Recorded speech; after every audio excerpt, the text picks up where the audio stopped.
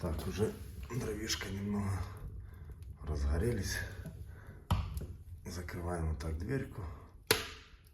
И вот так он потихоньку млеет. А вот эта задвижка, конечно, она, мне кажется, ничего не дает.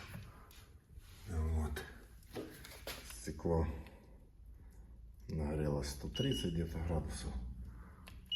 Там кирпич было 12, уже 25. Это вот здесь в шахте, здесь кирпич, здесь металлическая труба. Ну и чуть-чуть так еле-еле тепло отдает. Вот так вот. Первый запуск. С дверью, в принципе, нормально. Можно все так закрывать. И чтобы, конечно, накидать какого-то граба или дуб, и она все будет потихоньку млеть. И будет все отлично. Так что пойдет для сельской местности. Такой вот